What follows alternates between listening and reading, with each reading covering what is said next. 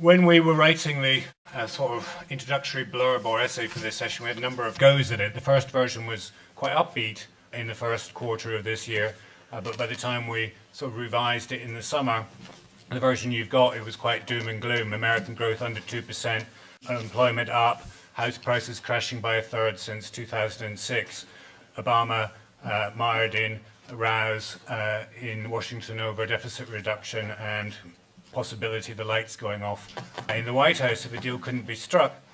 Since then, we don't know if it'll be long term or not, but market surge on US growth and Euro plan. So annualized growth figures for American GDP are now up at a staggering 2.5%, at least on the third quarter, which may not be earth-shattering, but is better than they predicted, less than 2%.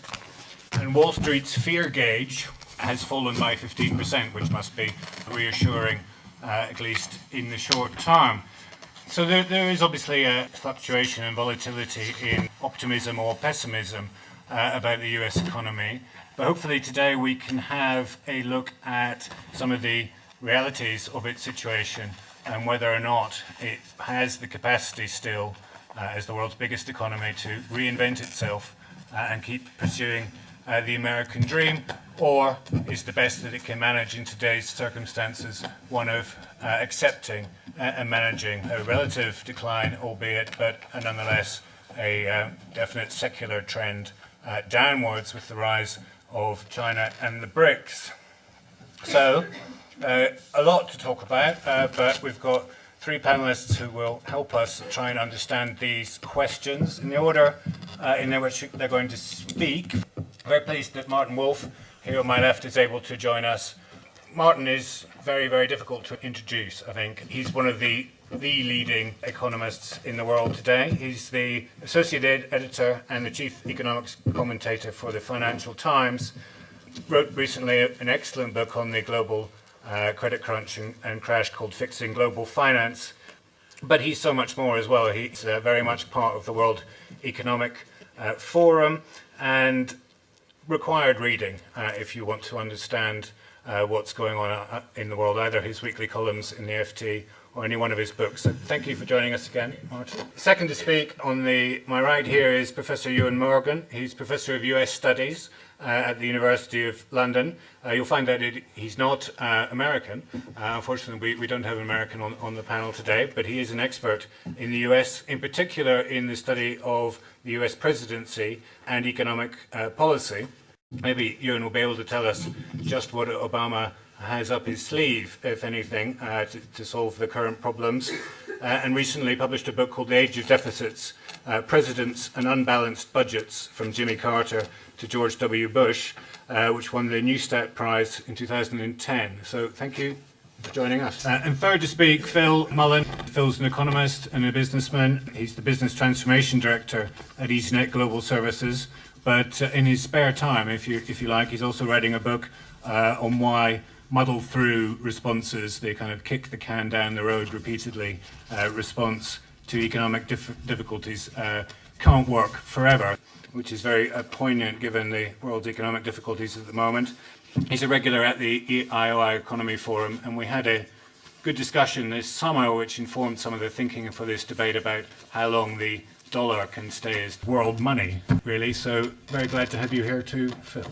So, Martin. The title we've been asked to address is the US economy resurgent or dependent? Is positive, not normative. It's a question of description and analysis, and therefore I'm not being asked to say what the US needs to do, though I imagine we'll get to that.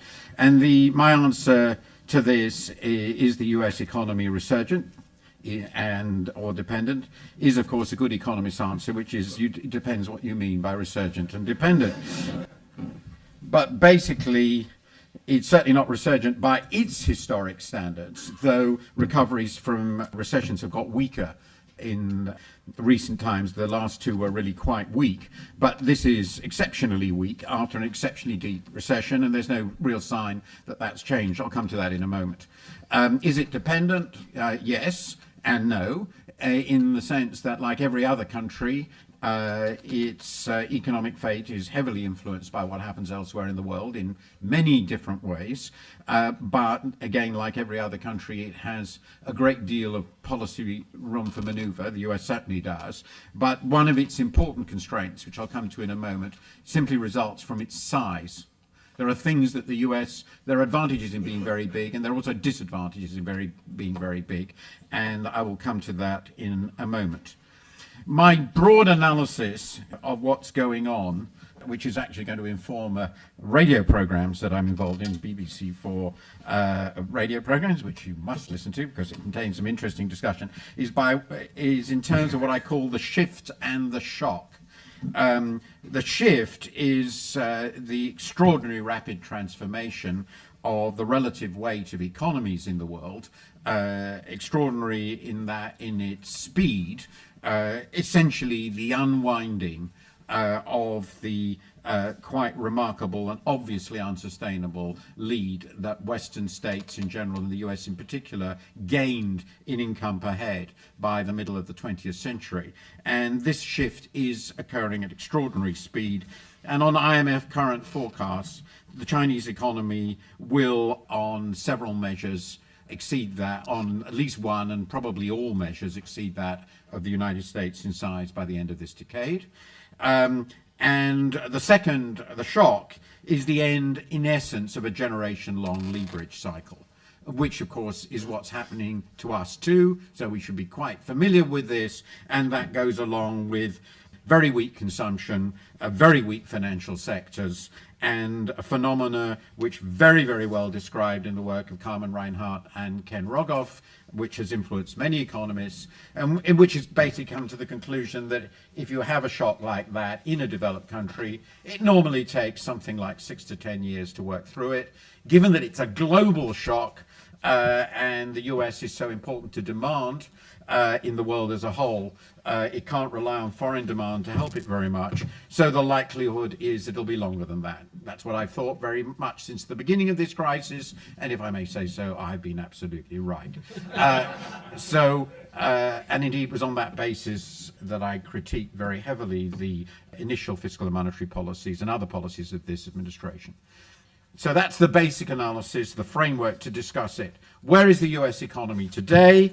Well, the results of the third quarter put it very, very fractionally above where it started at its pre-crisis peak in early 2008. So after 3.5 years, essentially the US economy has not grown.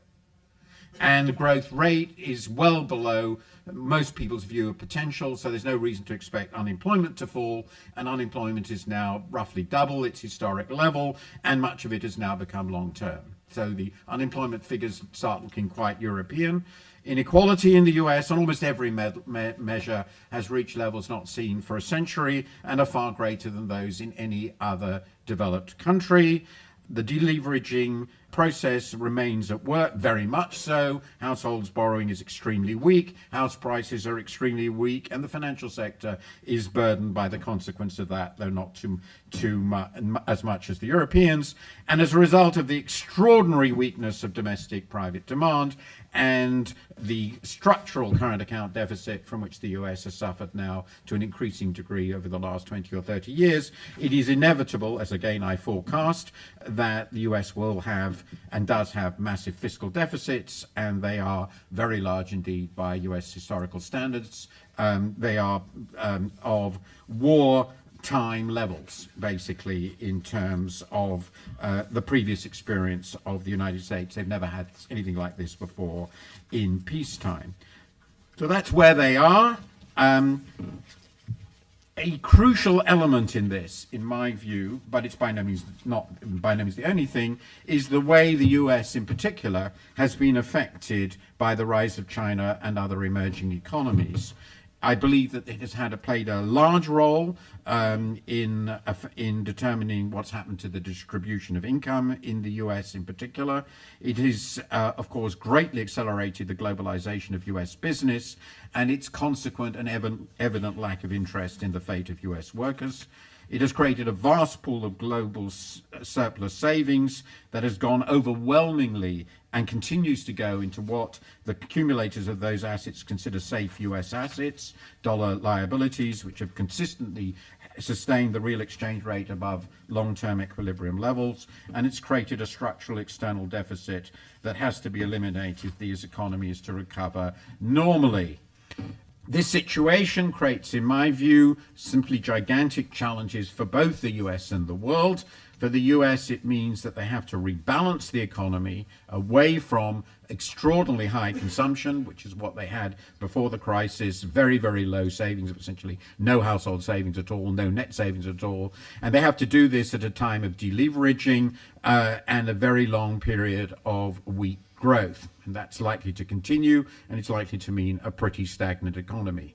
There's very little hope of a private sector spending boom in the United States. The household sector is really tapped out. The vast majority of US households have essentially no savings at all, and their ability to borrow at the moment has essentially disappeared. So if you want real consumption resurgence in this country, the only possibility is the consumption of multimillionaires, and since they're already basically spending whatever they want, there's no reason for them suddenly to go out and spend more, and it's not going to happen. This is what I call a yacht-led recovery, and yacht-led recoveries are not very robust. In this situation, American corporates, which are extraordinarily cash surplus and very, very profitable, have no reason whatsoever to invest in the US, and they're not doing so. They are holding cash in the US, investing abroad, and they're going to continue to do so. And this means essentially, if you think about the logic of this, the only way for the US to rebalance its economy is to become a net exporter. It needs to become a net exporter on a large scale. This is a very long-term and agonizing shift, and it means the rest of the world has to become a net importer. And good luck to that. Since these things won't happen, we are going to have a long period of global weak demand growth. And that means a real challenge for the rest of the world, because the role of the US as spender and borrower of last resort up to the crisis is over. It was the first point I've been making to the Chinese over the last 3 or 4 years.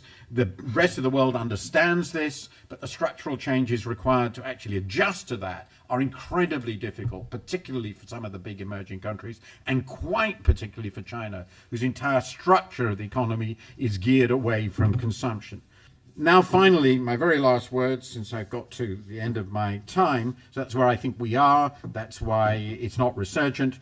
What about the future of the US economy? I think that despite the fact that I do expect the US no longer to be the world's largest economy within 10 years, nothing is certain, but I think it is probable, even at market prices, by the way, not just purchasing power parity. I expect it to continue to the world's leading economy in terms of technological innovation. I think it continues to have enormous strengths and can make them greater. It will probably, but not certainly, continue to provide the world's main reserve currency over this period, though that's a very mixed blessing. And the reason for that is that the euro is obviously problematic. I'm sure you realize that. And the Chinese are far too intelligent to think that making the renminbi a reserve currency at this stage of their development will be a very good thing. I think it would be a good thing for the world, but I don't think it will be good for them. And I've continued to predict that, and so far the Chinese behavior has been consistent with that view. The US role in the world economy, of course, could never continue to be what it was. 4% of the world's population cannot possibly continue to dominate it in the way it did in the last century or so, or the last half century, and it certainly can't continue to produce something between 25 and 30% of world output. In the very biggest sense, in the biggest part of the story, we should welcome the relative decline of the US and Europe, because it merely means that the rest of the world has caught on to the basic tricks we found in order to raise incomes per head. They're at least as smart and probably 5 times as hard working as we are, so why not shouldn't they catch up? That's what they're doing, and that's why we're moving steadily and progressively into the irrelevance the Chinese think we deserve.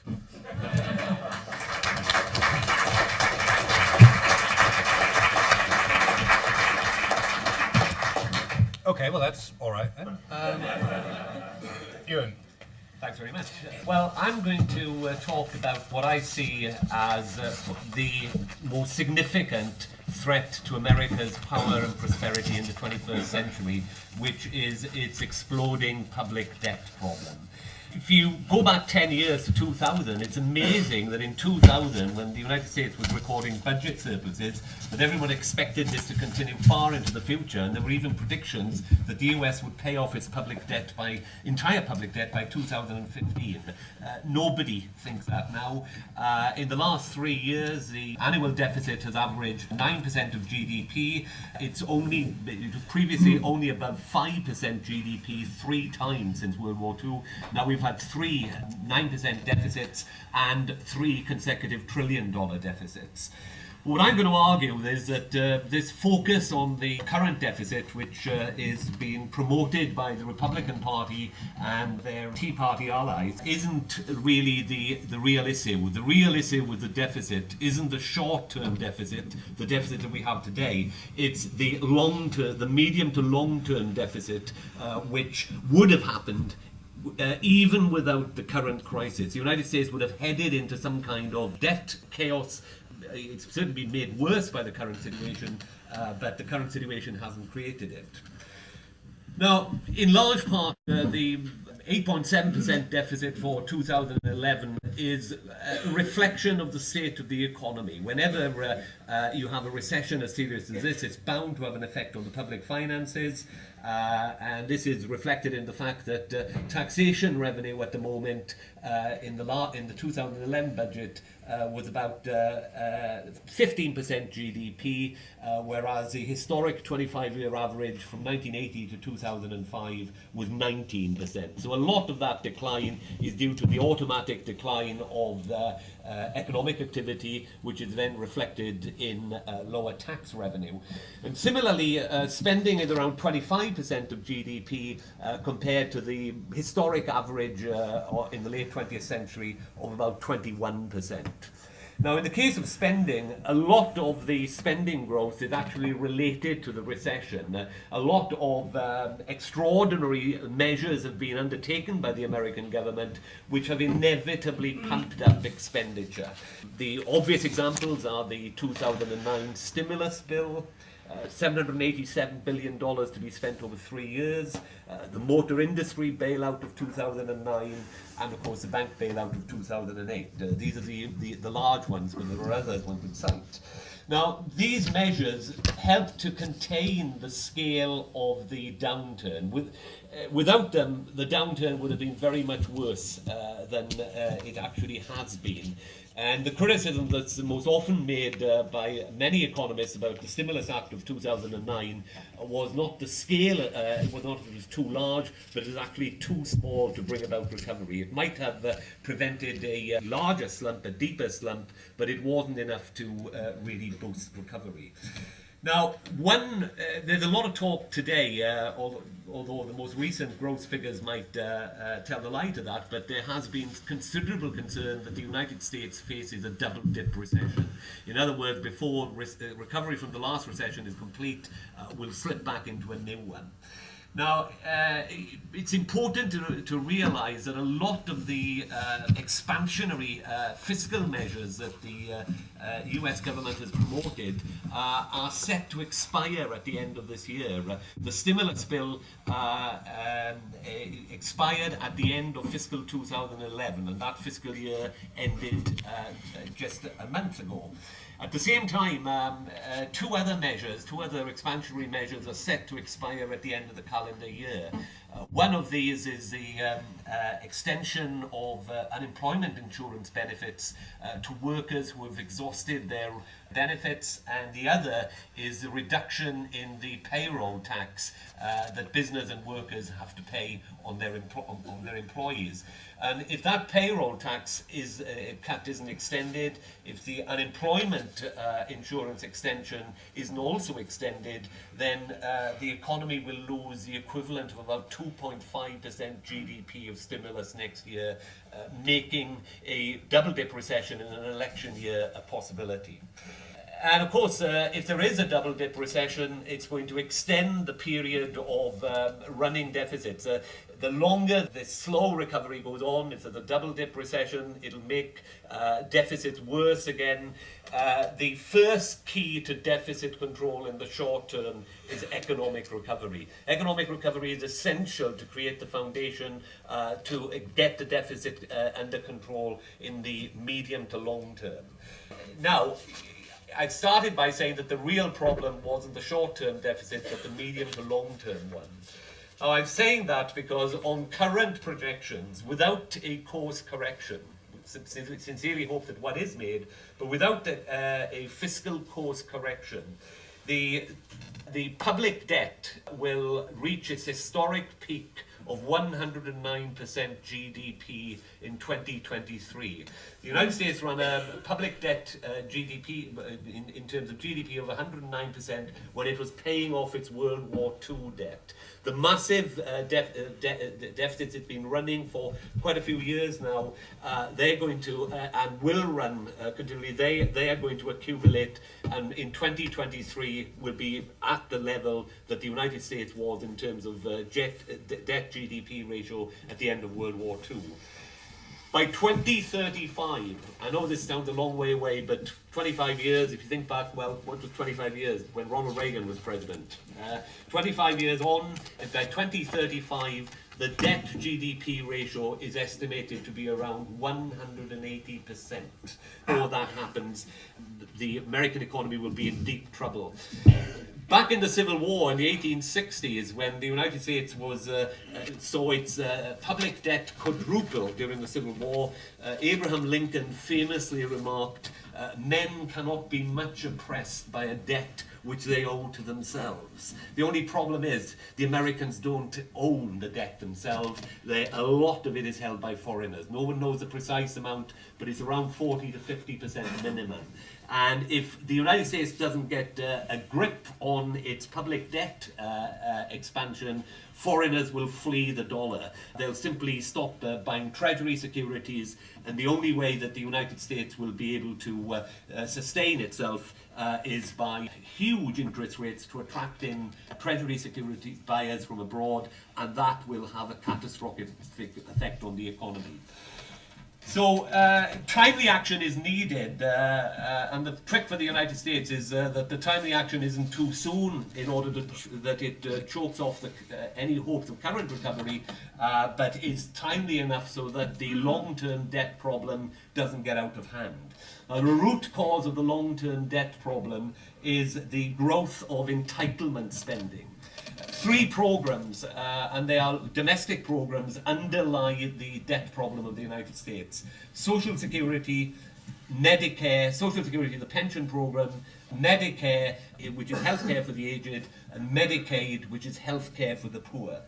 Now, by 2030, I'm using current projections now, things could change if there are policy changes, but by 2030, these three programs, these three entitlement programs, plus debt interest payment on the national debt, will consume the entire revenues collected by American government. Everything else, including defense, will have to be funded out of the deficit.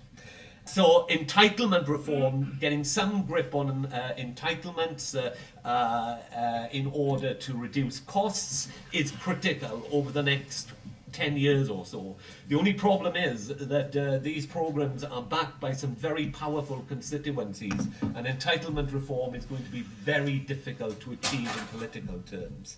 But it's not only entitlement reform the US has to undertake. The US is also still paying for the costs of George W. Bush. The revenue loss from the Bush tax cuts of 2001, 2000 and 2003, and the ongoing costs of the Iraq and Afghanistan wars, plus related debt service payments, accounted for $500 billion of the $1.4 trillion deficit in 2009. And in aggregate terms, it has been calculated that they will add some $7 trillion to the deficit between 2000 and 2020 in aggregate. So the United States has got to get its deficit and debt problems under control. If it does not do so, it faces a very bleak economic future. Thank you. Thanks, Jim. Phil. no Americans, but I'm Irish, so I suppose if things hadn't gone as well as they did in the 19th century, I could have been American. So, okay, my take on the big picture of where the American economy sits today. I'm going to present a three-part proposition, related to the recent recession in the United States, and I'm conscious that it's a bit blunt. I might be seen as a bit wacky, but bear with me as I outline it. First part of the proposition is that the recession has brought out into the open that the US economy is in a terrible mess. Second part, but it has not had a terrible recession. And the third part of the proposition is that in some ways, America's prospects would be better today if it had had a worse recession. Okay, bear with me. First part, the recession that has brought out into the open that the United States is in a terrible mess. Okay, I think that probably is the least controversial of my three parts, and it's been amply covered by Martin and by Ewan in terms of describing some of the features of the terrible, as in the awful mess that the American economy is in today. So that gives me the opportunity to move on to the second part. I would just stress 2 points, though, about the mess it's in today. I think the severity of the circumstances of the American economy is that whether it goes towards a double-dip recession, another recession, or whether it stays out of recession, and remember, officially America has been out of recession now for since the middle of 2009, so over 2 years. I think we should call a spade a spade. Whether it's in recession or not is pretty immaterial. The United States is in a depression, and that's what's been brought out into the open by the recession. So the second point I'd stress is that I also feel that this recession, the 2007-2009 one, did not precipitate the depression that it's in today, did not break the American economy. The American economy has been broken for a very long time. And in fact, I think there's been really a depression in different forms, different manifestations going on really since the 1970s, but it's been covered up for a long time. Second part of the proposition is that it has not had, the United States, a terrible recession. Now here I'm using the word terrible in the sense of, in the meaning of intense or severe. And saying that, it sounds a bit odd because I can equally agree with what Martin has said, is that by some very key measures, the American recession that has just been through was the most severe recession since the Second World War. It was the longest recession and it was the deepest recession. And that applies to output, and I could give you similar figures as Martin has in terms of what's happened to employment levels, in terms of what's happened to living standards. By many of those, very important metrics, it was an extremely severe recession. But the point I'm stressing is that I'm talking about, was it a severe recession in respect to the destructive consequences that it had on American capital? And recessions, classically, historically, play the role of having a destructive impact. What recessions are supposed to be are destructive cleanups. They're supposed to be the way that the economy purifies itself, re-establishes a basis for being able to go forward again. Recessions are supposed to be about getting rid of the weaker, unproductive, uncompetitive parts of the economy, and by getting rid of the dross, sets things up for a new phase of growth and expansion. Recessions were the vehicles, or traditionally are supposed to be the vehicles, for Schumpeter's famous comment on the essence of capitalism as being waves of creative destruction. That's what historically recessions have played the role of, and that certainly applies to the recessions of the 70s and the early 1980s. And my argument is that this recession that we've been through, however dramatic it was in terms of the falls in employment, in output, in living standards, does not fall into that category. Those metrics have fallen so much, not because of the destructiveness of what happened in those 18 months, but because of the artificial character of the peaks of the highs which preceded it. That the highs in employment, the highs in output, the highs in, I wouldn't say highs in living standards, but the highs in output and employment in 2007, before the recession struck, were in many ways bolstered or bankrolled by a very artificial thing. All that debt, credit, funded activity of the 2000s, of the noughties, which, as has been explained by both Ewan and Martin, was not endurable. Let me give you one illustration. Let's look at what happened to employment areas. Which were the key employment areas which rose during the 2000s and fell away in the recession? It wasn't manufacturing, different story there. The recessions, the areas of employment which rose and fell were construction, symptom of the housing bubble, were retail and wholesale, symptom of the big expansion in consumer credit, and thirdly, in financial and business services, generally a feature of the broader financial bubble which was going on. So the areas which saw growth were artificially sustained by that credit, which both my fellow panelists have explained is unsustainable in the long term. What that means is that the various collapses which we saw in economic metrics since 2007 had more of the character of a return to earth from some very frothy clouds that people were believing the American economy was in, which is in contrast to what recessions used to be, which is much more hitting a brick wall, forcing a shake-up, often against the interests of the business owners, and setting things up for a fresh start. So we have this continuity, I'm saying, between a frothy, credit-informed expansion, which was really very artificial during the 2000s, followed by, in this respect, a false recession, some ways, because it didn't play its normal destructive role. And that's what set is into the continuum of today, which is what everyone has described, which Martin very well anticipated in his writings, which is a very elusive, sluggish recovery phase at the moment, which doesn't really warrant the phase of recovery. This leads to the third part of my proposition, which is to remind you, I said that in some ways, America's prospects would be better today if it had had a worse, that is, a more destructive recession. Now, obviously, that sounds the wackiest, but a bit heartless, you could say. But the rhetorical point I'm making here is that if you don't have a recession which plays that shakeout, that cleansing, that purifying role, if you don't have something which is setting up the economy for a fresh start, and if I had time, I'd be arguing that really most of the recessions since the early 80s have not had that thoroughly cleansing role, then something else has to take on the responsibility for the new start. If it's not the semi-spontaneous outcome of a market recession, then some other way has to be found to get the American economy out of the torpor and out of the terrible mess that is in today. And my conclusion, now, there is only really one body can do that, which is the state. It's only really the state that can lead this necessary structural overhaul. We've had lots of people talking about, if you follow your commentary, talking about great moderation periods, talking about a great recession that's happened. What the state needs to do is to initiate a great reset, a great restructure to get things moving again.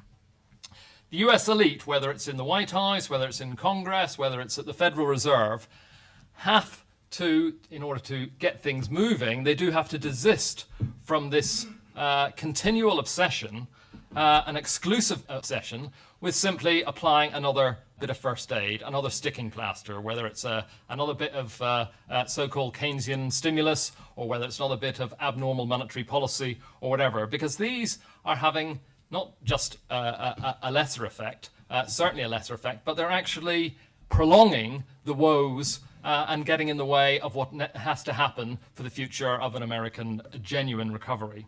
What we need is a radical economic shake-up to force a renewal, and with good social safeguards for those millions who will inevitably lose their jobs during that transition period.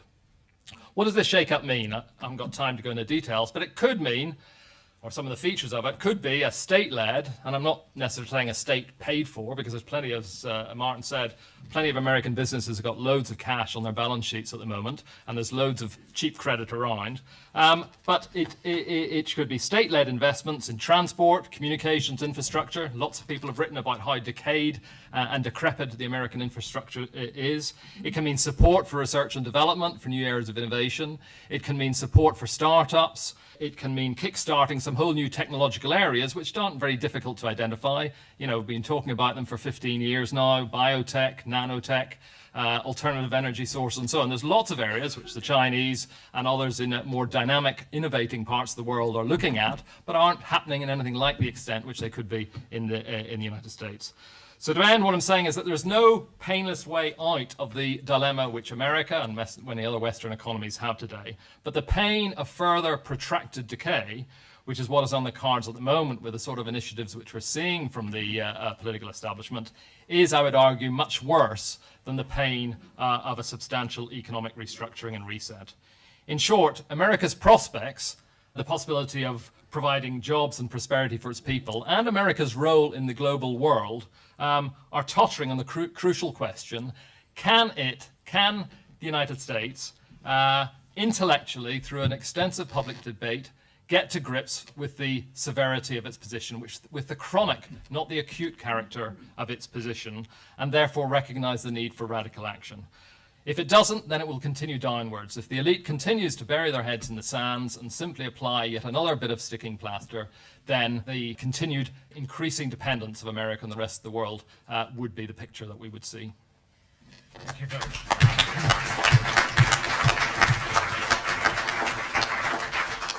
So could we sort of start there maybe on the panel, because Martin and Ewan, in your various ways, I think, must end up in a position, I mean, Martin, you said it explicitly, that America should just accept it's a sort of game over pretty soon. You can't say when, but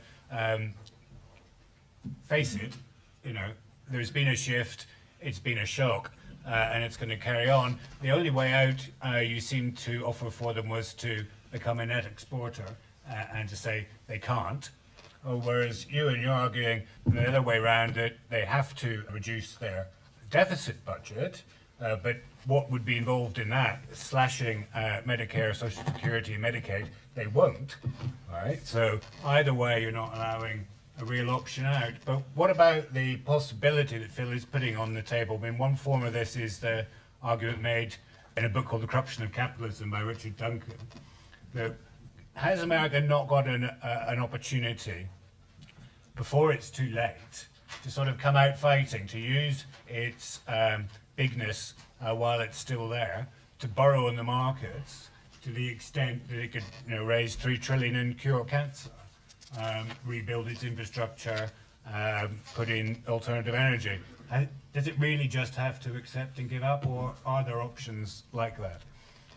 I wanted to comment on some of what Ewan said, because I'm much less pessimistic about the public finance position of the US than he is, and I think even in the long run this is greatly exaggerated. But I will ignore that. We can come back to that later, because it's something we probably obviously both looked at very closely. I'm going to suggest that Phil wasn't radical enough, or he didn't carry through his own radicalism. So I wanted him to articulate this further.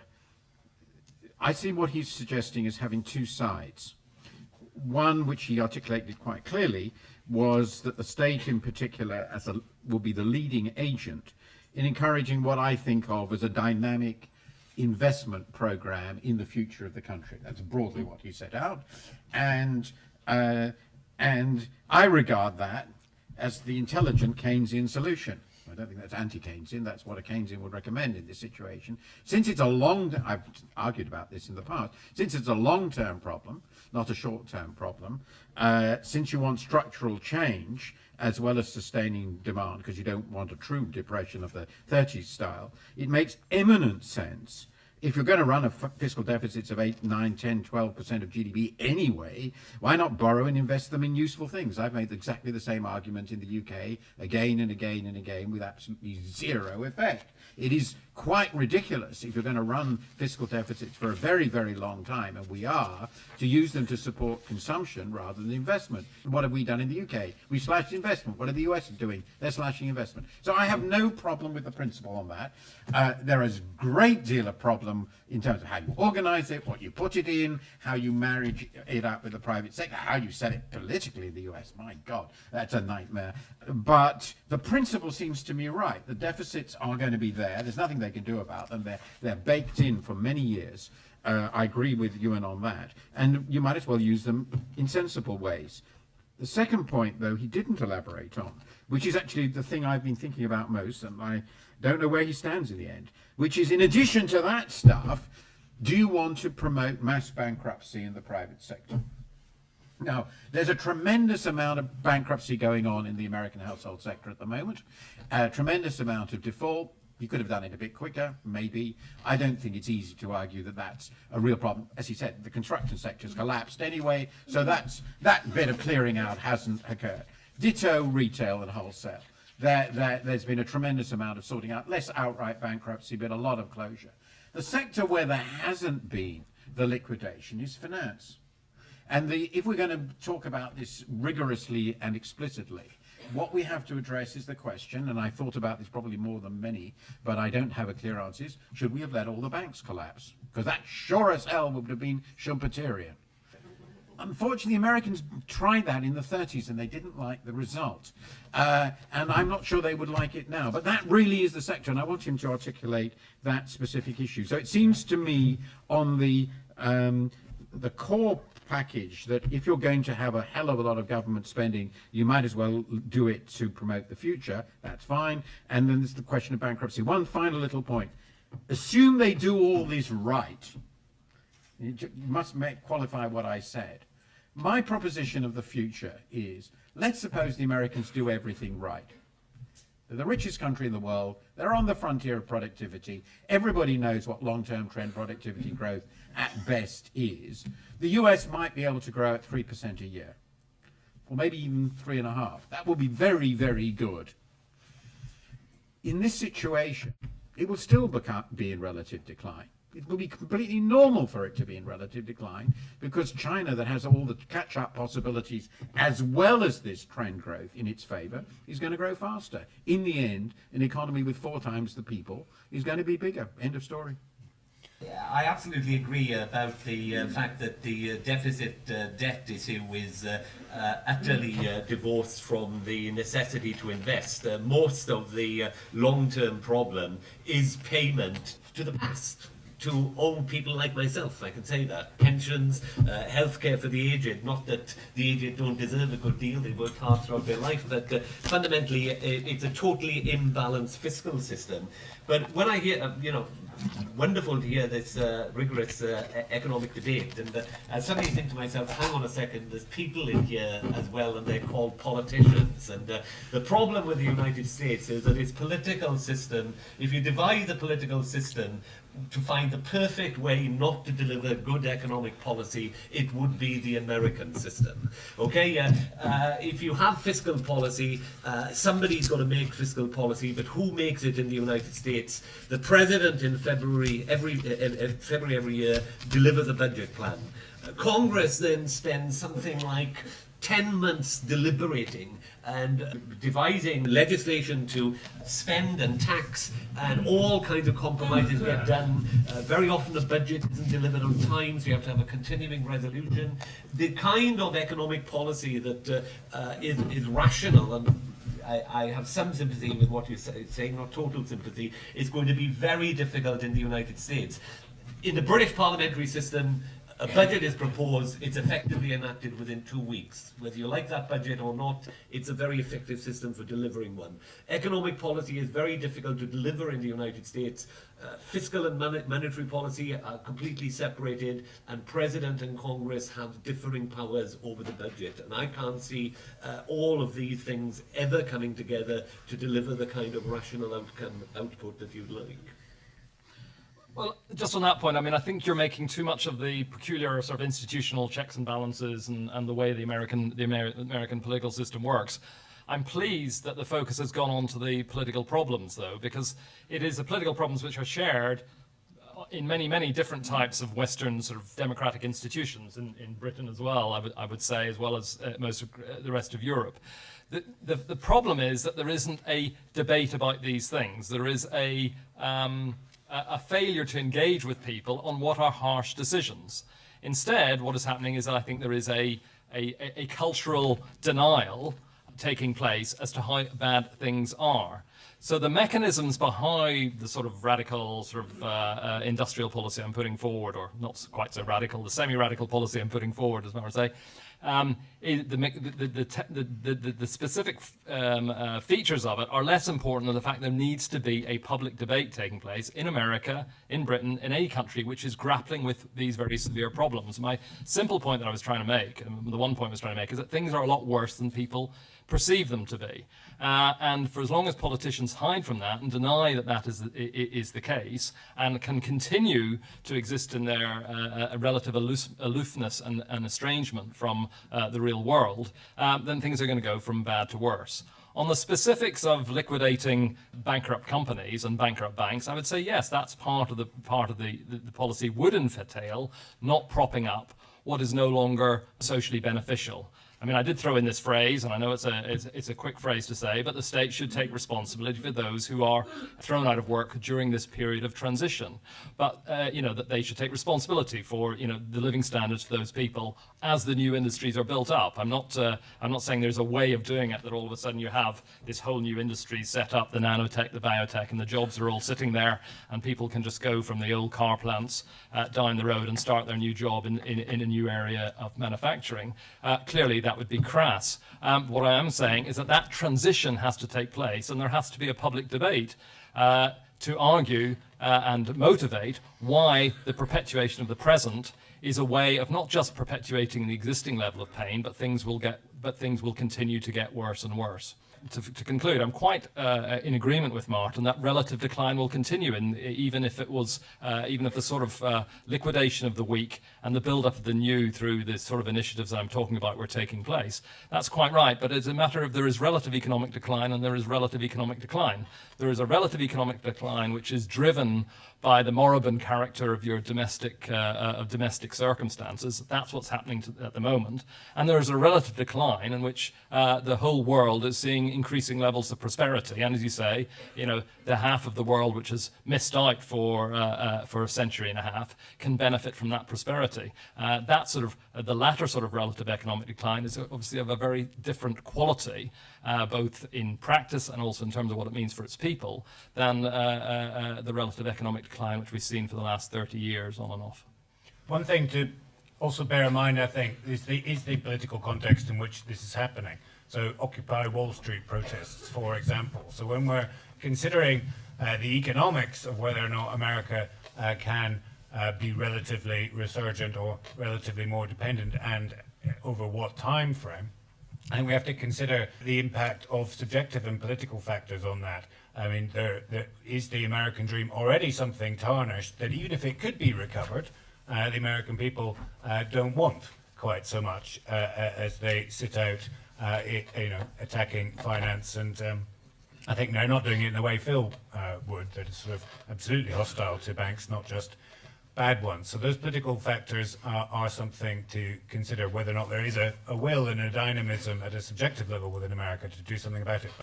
Just first is an interesting observation in terms of the Eurozone crisis, how the US has actually sided with some of the more destructive tendencies in the European discussion. I would argue, i.e. the obsession with fiscal union and discipline and overly leveraged bailout funds, but that's an observation. I really want to ask a question about the whole default issue, because I do think it is quite important to the realities of this debate. The whole bailing out, or the whole assumption of senior bank debt has spilled over into the sovereign bonds market, and we can see this most clearly perhaps in Europe. But sovereign bond markets themselves, a product of the kind of post-war era, are the way by which states finance themselves. So here we do seem to have a kind of double bind, which is without taking on the default issue, not only can you have a problem repurifying your own economy, but the sovereign bond markets themselves have been contaminated and need some purification, which might make the state investment product more difficult. So what I'm saying, I suppose, is part of the US dilemma about sort of tearing things down to begin again mean that we have to look again at something as fundamental as the sovereign bond market? Does that need to be sort of torn down a peg or two. Just a very quick question. I mean, the panel's been discussing it in terms of how the US gets a grip internally, politically, and so on. Is it relevant to talk about what China's role in this is going to be in terms of their vast reserves of dollar, and whether they actually have a political project to do something positive rather than watch the value of that collapse or erode? Because surely they have an interest in doing something with the reserves that they have built up out of the broken American economy over the last 10 years. Is there going to be a political dynamic foreseeable where China has a positive role to play, actually? Well, it's a good question. There's also a flip side to that, is that what happens to those reserves if the US abandons its kind of strong dollar pledge?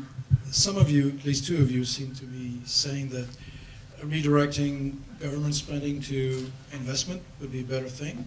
And yes, indeed. I mean, I think we know that to grow, you need to invest first. That's what we do in a business. Usually you save before.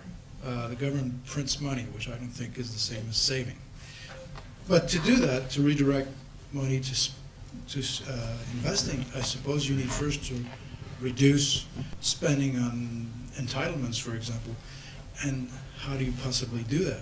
I don't see in the current system, how can elected leaders who have elections every 4 years ever reduce these things? Aren't we witnessing a failure of democracy in essence? Just following on from Bruno's point and the gentleman in front, in a large sense, isn't the problem that we're in terms of the global economic crisis, one of excess liquidity generated by massive exports from China, continued consumption in the West, Europe and the US? And in a sense, are we then in a bubble economy such that if there is a default by the US that would enable it to start from a fresh sheet, then that rebalancing can be made so that perhaps, with a readjustment in relative exchange rates between the US dollar and the renminbi, we can see a regrowth in the manufacturing industry of the US to correct some of the problems that have led us to where we are, which is the complete annihilation of manufacturing in Western economies. Just a couple of questions for Martin. One is just a question of clarification, because you mentioned that rapid economic growth in China had led to widening inequality in the US, and I'm not sure of the mechanism you're looking for that. Secondly, more fundamentally, and it does relate to the debate in the panel, is I'm not sure why you place so much emphasis on the demand side of the equation, or in relation to consumption. So when you were talking initially about America's prospects, you were saying, well, it's very limited because saving levels are very low, so people can't buy more, so demand can't take off, and that's a real constraint on the American economy, apart from these yacht owners who don't want to spend their money anyway, because they're already spending loads of it. But why emphasize demand so much? Why put so little emphasis on supply and the possibility of bolstering the production side of the economy? And I should say, to be fair, that isn't just a characteristic argument unique to Martin. I mean, that's very, very common when you read commentaries on the world economy. And I'm not quite sure why there is such an emphasis on the demand/consumption side. I think if I understood the question on the banks and relationship between banks and the sovereign debt market, I think the US was essentially unaffected by the bailout of its banks fiscally, directly. That's the crucial point. The US banking system balance sheet is very small relative to US GDP compared with that of any other significant economy. It's 1 times compared to 5 times here, quite a big difference. And the money put out is going to get back, so it won't affect the debt. The US debt explosion follows the recession or the depression, or whatever you want to call it. It's about levels of activity, revenue and spending, which was described very well by Iwan. It's nothing to do, I think, with its implicit liabilities to the banking sector. slightly different here. My view has always been, and this is where I come to with you, and I think actually, but I don't have the time to explain why, that the US is going to have absolutely zero difficulty in funding itself for a very, very long time. Interest rates are not going to explode upwards. It's going to be much more like Japan, because its relationship to the world is like the Japanese government's relationship to its own citizens. The US is not a normal country. It's really important to understand that. We can't analyze it just like other countries. And so I think the problem for the US is that it's going to find it so easy to fund all this. And quite apart from that, the US cannot default. It has a central bank. Look, countries with central banks can't default. They can just inflate. And that's what they're going to do. Now, this is really very important, because it really explains why all this yammering drivel we get about how the UK is just like Greece is such yammering drivel. Now, two other points. Say first, before we do this, the problem in the US at the moment, and this is why I'm completely comfortable with focusing on the demand, you have a demand problem. Since I don't believe in Say's law, I don't think anybody really did anymore, except people who win Nobel Prizes. The problem is there is a colossal financial surplus being run by the US private sector. It's spending vastly less than its income. So the savings are there.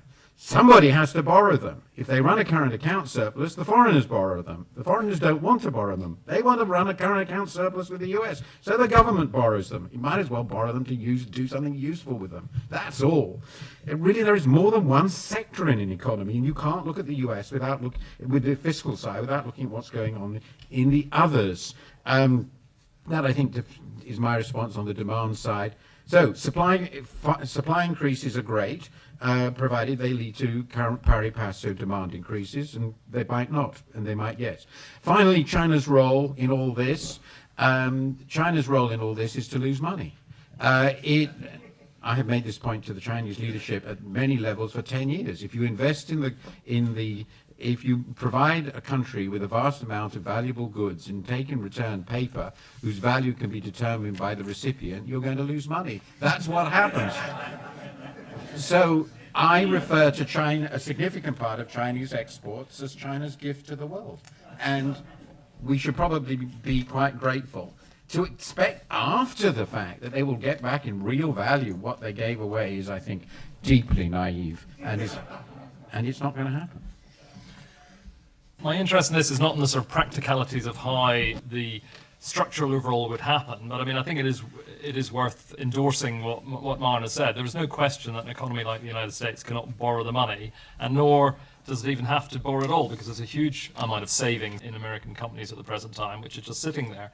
My concern, my main interest in the subject, is how you challenge and shift the mindset, the cultural mindset, which is both amongst the politicians and amongst the business leaders, which is not looking to any sort of strategic resolution to this, but is looking to simply muddling through, hopefully till the next election, hopefully till the next round of results come out. And it's the cultural myopia, which is the one which is most interesting.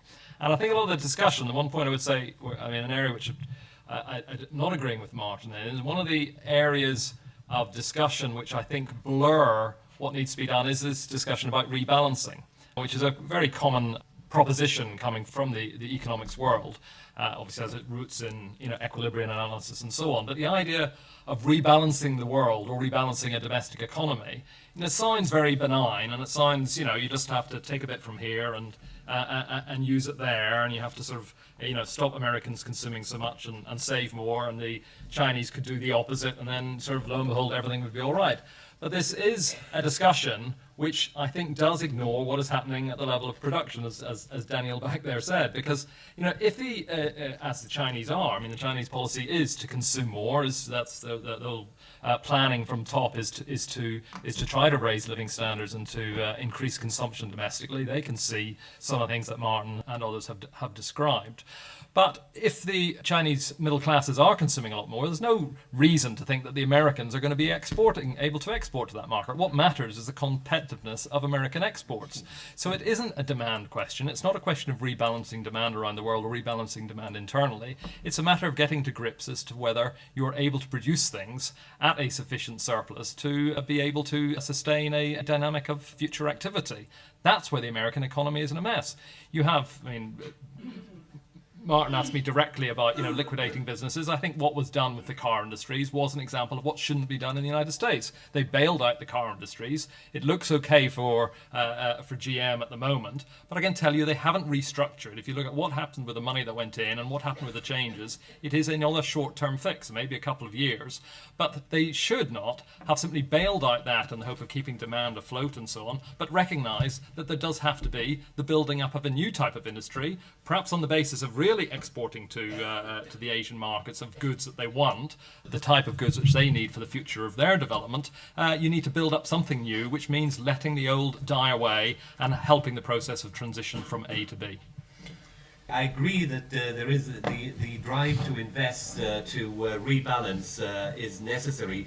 And what is the force that's going to bring this about? Well, the state is going to have to play a very important role in it, but it is at the very moment when the United States has taken a dramatic turn to the right. The Tea Party and Republican success in the 2010 midterms, who knows what's going to happen in 2012, but the possibility of a progressive view of statism, I think, is very slim over the next few years. Secondly, the question down here about manipulation of exchange rates. If you think about this historically, out of the depression of the 1890s, which they used to call the Great Depression in the United States, came structural reform in the shape of the establishment of the Federal Reserve System in 1913. Out of the depression of the 1930s and World War II came the Bretton Woods system, underwrote the restoration of the global economy. I don't see that happening now because fundamentally something has to drive this. I don't think the United States has the clout or possibly even the will to drive it any longer. The role of the Chinese is critical, and I don't think that they are ready to undertake that kind of dirigious role in world affairs for the moment. One thing that's sort of coming out on the discussion here is that with nuances and disagreements about how it might be done, there's some sort of consensus that maybe they should, if they could, invest to get the way out of the problem. But Martin said it a number of times, no one appears to be listening at the political level. The Chinese are a little bit, it feels right, which is good. But why not? Is there just an absence of political will? And does that mean that we're just stuck in an impasse? This is a question to the last speaker who suggests that the cleaning should come from the state. So the market didn't do a good job.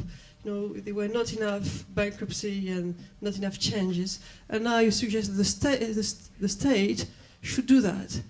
But the state had a great opportunity to do it 2 years ago. They just had to do nothing.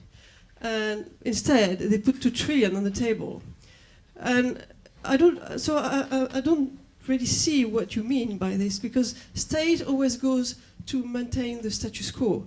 They privilege big business, finances big businesses so that they don't die and are not replaced by new ones. Pass laws so that the big pharma are not competing with smaller companies. So what do you mean by the state should help clean up the place and start with something new? Because they always do the contrary. Obviously, as individuals, we notice GDP per head more than we care about overall GDP to some degree. And I have a question which, to anyone on the panel really, about what is the effect, the relationship between these large macroeconomic and global shifts in the balance of payments and so on, and the rate of innovation and productivity growth in the economies, particularly in the US. So, Martin's alluded to the US as being at the leading edge of economic growth. Is there some dangers to do with the rate of innovation and change in economies which might impact the US in the really long term? Because even though it may well be overtaken by China in a total GDP sense, I can't remember whether it was Martin himself who wrote that it seems unlikely they may get, economies haven't approached more than 80% of the US's GDP per head on any kind of long term, simply because of the underlying rate of innovation and productivity growth of that country. I wanted to ask two things. One is picking up on what Phil said about the areas of industry to invest in to create growth. So biotechs, nanotechs and all that sort of thing. The impression I get is that that is seen as much more risky and it's an area where the investments are falling away rather than jumping in. And where there is some investment, it's in the traditional, let's have a bit of transport infrastructure, or the traditional ways of stimulating the economy. So I can't see where the political mindset and the corporate mindset is going to change from quite risk averse into let's go into some newfound riskier investments, although the return might be more. How's that political mindset going to change? And the second question I've got is, I used to work for a company, a British company, that went and bought an American company that was suffering difficulties.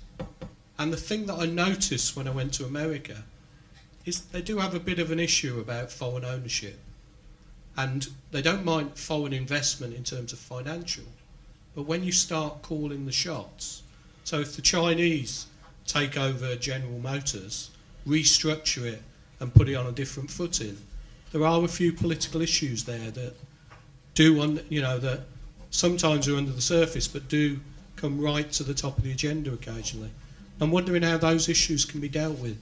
So it's not just about money. There is something to do with the national psyche there as well. Just before I bring in the next question, Phil, maybe Martin, just on this, because I think it'd be useful to clear it up or tighten up the definitions around what we mean by the state doing something to clear something up, because it occurs to me that there's a good point here. Why did the state not just do nothing? Why did it not let the banks fail in America? Why did it not let GM go to the wall and so on? Could there be a possibility that the same state you're calling on as the possible rescue ambulance might be an obstacle? Right? That it's not in the vested interest of the American state to restructure the economy because the state is such a big part of the economy. Yeah, I'm using the state not as in the current state as it is composed and as it is as it determines its own way of operating and the sort of approach that it has pursued up to in the recent period. My main point is to say that there is another way to actually change things. My main point is saying that there is not an inevitability for a continuation of that 30, 40-year decline, which I was trying to describe, saying that there have been ups and downs and that's been covered up for a period of time, but really we're talking about a long-term decay in productive activity in the Western economies. And there is a certain fatalism abound, which is expressed in the individuals who operate the different arms of the state, which goes along with that fatalism, which really there's not much you can do. Either bury our heads and hope that things will get better, or, well, let's just do something which will hopefully get us through to the next period and hope for the best that things will happen, what I call the muddle through and other people call the muddle through economy. So the existing operations and the existing perspectives of the state, you're quite right, are a barrier to what I'm arguing. It won't just happen. What I'm saying is that to challenge the cultural mood that there isn't really much you can do about this is just the way things are, is where we have to begin. That there is a basis for a public discussion about it, which can actually show that things don't have to be this way. On this question of US political leadership, because there doesn't seem to be anything equivalent to the sort of Rostow Cold War stages of economic growth, a real push for it seems to be a very specialised discussion, and there doesn't seem to be any domestic or international pressures to push a sort of alternative sort of the can do that you see as required. If anything, the sort of push that I see in international relations of a sort of the vision is about local production and local consumption. I'd like to return a little bit to the issue of inflation, because having your own central bank, it seems like what they could do is just to print a note saying 13, a lot of digits or zeros after it, and they'd be all clear. But then someone comes along and say that the Germans tried that a long time ago and they just didn't like the results. So I'd like to ask you, how do you expect the US to use inflation to get rid or handle the debt at all? And what kind of inflation rates can they sustain without causing further harm to their own economy? There's been quite a lot of discussion about the slow, steady decay and depression. What precisely caused it, and to what extent was it inevitable? Actually, it was a kind of an attempt to respond directly to Angus's, the chair's question. I mean, it looks like governments, particularly in Europe, but Western governments have really focused on controlling their citizens' behaviour in the last period. That's what governments become about. This whole idea of stepping in to reform economies in anything but sort of the most indirect way is so far off the agenda. It's almost unimaginable.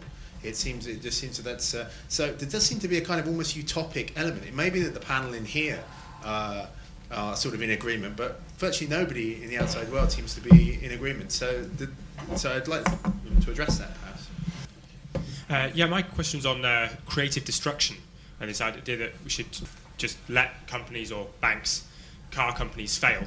And isn't there a danger that actually leads to more cutbacks and more unemployment and bigger problems with deficit? I mean, in terms of letting companies fail, isn't that actually what Britain did in the 1970s and 80s?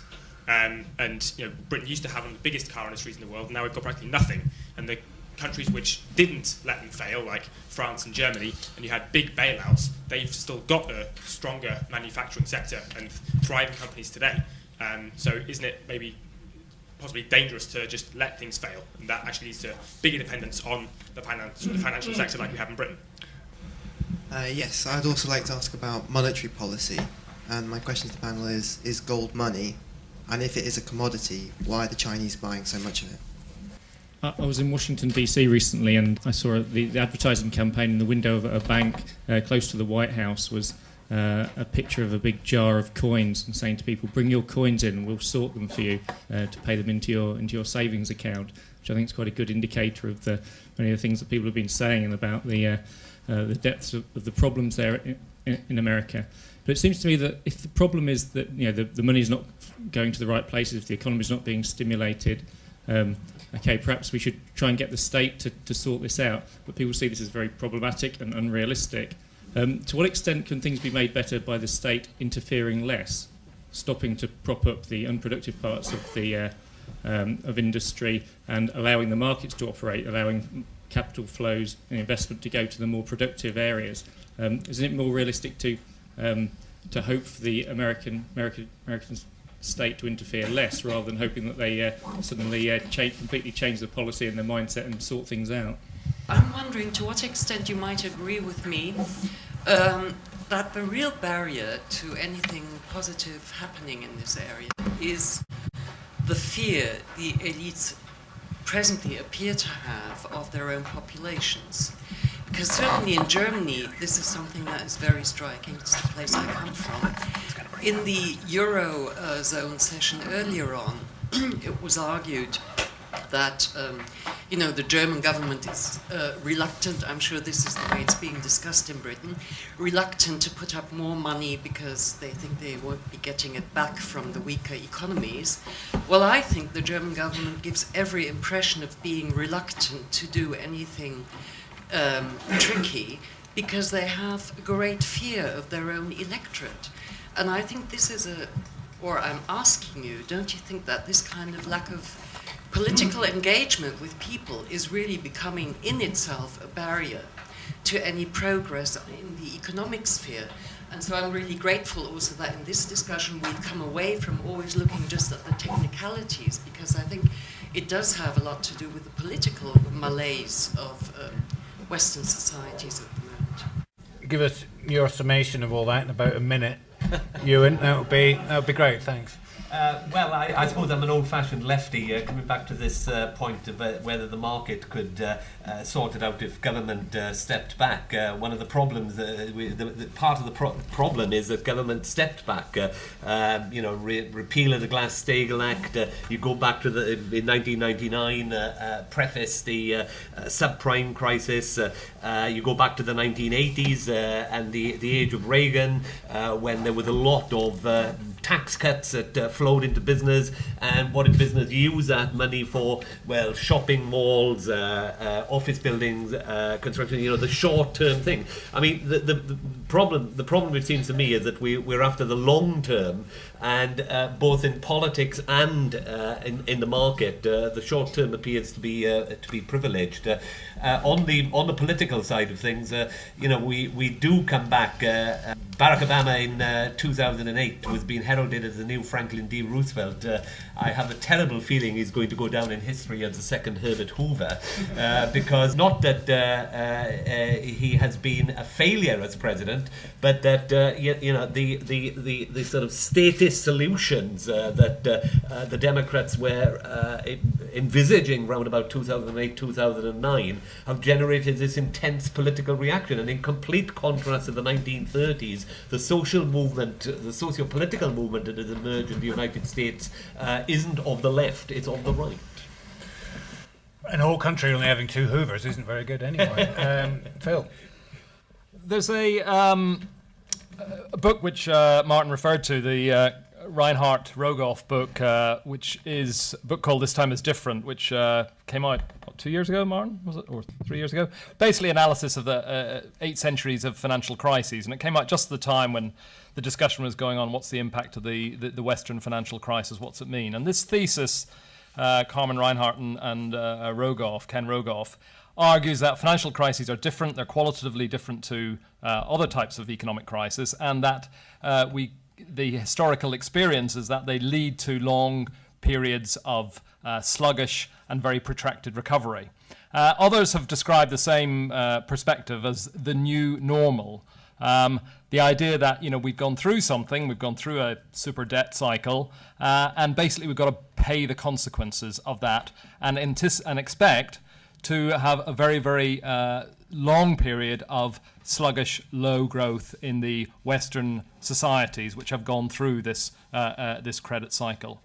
My main argument has been to challenge that sort of fatalism, to say that the position of America, to take as that's the focus for the discussion, the position of America in the world, the prosperity or otherwise of America over the next period, is not predetermined by that idea that we've had a financial crisis and things are bound to be tough and we've got to pay for it.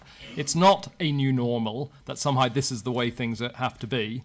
There is another way of doing it. The discussion I had about new industrial policies and stuff was, I hope you've seen, secondary to my argument. My main argument is the one that Sabina has put, is that the problems are not really economic in the way of the Western economies. They are much more political and I'd call cultural problems, that there is a mindset, a very short-termist and myopic mindset that you can't do anything except try and just muddle through to the next period. And we have to accept the expectation of things being very bad for a period to come. There is a sort of byproduct of the idea of American being dependent, that everything will be in the hands of the Chinese. And I would say, there was a question earlier, will China play a positive role? The reality is China is playing a positive role, whether it wants to or not. It was China that stopped the recession in the West, the financial crisis becoming a depression. It wasn't Keynesian policy, it wasn't monetary policy, it wasn't fiscal policy. It was the fact that the Chinese are producing lots of value and opened the floodgates to help the world economy get through that situation. That's because they are based on an economy based on the production of real values, as opposed to the parasitic way in which Western economies are working. If you produce values, you can do things. If you don't produce them, but live off the rest, then you are in shtuk. And my argument is there's no reason for the Western economies not to be able to avail themselves of this tremendous growth of new value production in Asia and actually see that as an opportunity to shake themselves up. But the challenge is the political and the cultural one. And so this is very much a call not for a new industrial policy, it's a call for a debate to challenge the idea that nothing can be done. There are so many different questions. It's a pity we didn't get to this point earlier, because it begins to articulate clearly how far I disagree with Phil. But I'll come to that in the moment, because there's a point perhaps I failed to get earlier. I'll make the following 5 points, and I will ignore. I deeply apologise for all the many interesting questions I will ignore. I'd love to have longer, but I don't. First, it is the case, and we've all commented upon this, that over the last 40 years, and to an increasing degree in the United States, politics has swung against the state. And the conservative movement, Barry Goldwater, I'm old enough to remember this, was regarded as a complete lunatic, and Barry Goldwater will be way to the left of the current Republican Party. on almost anything. So there has been this profound swing. It's very interesting why this happened. The great inflation of the 70s clearly played a big role in that. The obvious failures of the state in the 60s and 70s played a big role in that. It seems to have a profound cultural root as well. And I think the biggest part of that, it's obvious even here too, is that the most dynamic attitude among young people is in fact variants of libertarianism. That's way. I mean, compared with my childhood, everybody was a Marxist except me, right? Everybody was a Marxist except me. Now they're all libertarians. I found myself moving from the far right to the far left, with taking exactly the same position throughout. Number two, lots of questions have been raised about money and credit, and they are really too complicated and technical. I'll make only 2 points. Well, one, the SDR can't be a real money because it's not usable by private individuals. It's a government money. It's a settlement money for governments. And therefore it's not a true money. And it can't be a true money, as surely the Euro experience tends to demonstrate, because it doesn't have a state behind it, and therefore it doesn't have a true central bank. Gold could be money, but it isn't. Okay? It's something we could make money. Some people think it will become money again. My bet is no. I think it's very unlikely, but anything is possible. One thing I've really learned is anything is possible. But it ain't money now. It is probably a reflection of fear of money, however, which is another thing. The real price of gold, by the way, is no higher than it was in 1980. It's just been a great big cycle. Oil has done better. Number three, state and market. And the role of state and business. We've got into very extreme positions on all this, which really, really irritates me. It is clear, if you have any reasonable understanding of economic history, that the state and the private sector have both, in complicated and overlapping and interacting ways, played a central roles in economic development, and the same will remain true here. But I would just like to point out, for those who think we should have more manufacturing and less state, that the most important and successful industrial company in the UK now, without a doubt, is Rolls-Royce, and if it weren't for state intervention, it wouldn't exist. And I can remember that. Number four, the relationship between government and the financial sector. This is a symbiotic relationship of incredible danger. I've been involved in discussing this and had a small involvement in one government report dealing with this, which came to very limited outcomes. But the reason that government supports finance is that major waves of banking collapses are a big mess. And big messes you really don't don't want to go through. So unless you can find a way of allowing JP Morgan, Citi, Bank of America, RBS, and sundry other banks collapse simultaneously without imploding the world, it's not worth talking about. That's the whole issue. Because the liability sides of these institutions are everything damn nearly you own. And the final point I would make, which is the real disagreement with Phil, I don't really see this. And in fact, I don't really understand this notion of huge, egregious economic decline that's been going on for decades, from which we have to be saved. There's very complicated things to be said about the waves of technological innovation, the intensity of them over time, and so forth. But the truth is, if you look at the fundamental determinants of economic prosperity, which have not been distributed well, that gets to the income distribution thing that I can't discuss, which is technological innovation, productivity rises, and so forth. The US record as the frontier economy has not been at all bad. And it remains the case that the most dynamic frontier sector of the last 30 years, telecommunication, ICT broadly defined, has been dominated by them. Not exclusively, but it continues to be. And it has transformed the world, which is why I carry an iPad. So it does seem to me, this idea that nothing useful happened, there was no technological progress, this is all complete drivel. It's complete nonsense. There was, on top of genuine economic growth and prosperity, huge imbalances in the world economy, which I've discussed, I can't go in further, which had a very major effect on the way we went, and a permission to let the financial sector interact with the household sector in utterly pernicious ways. That didn't have to happen, and I don't think we have to restart everything from scratch. That's it. Thank you, panel.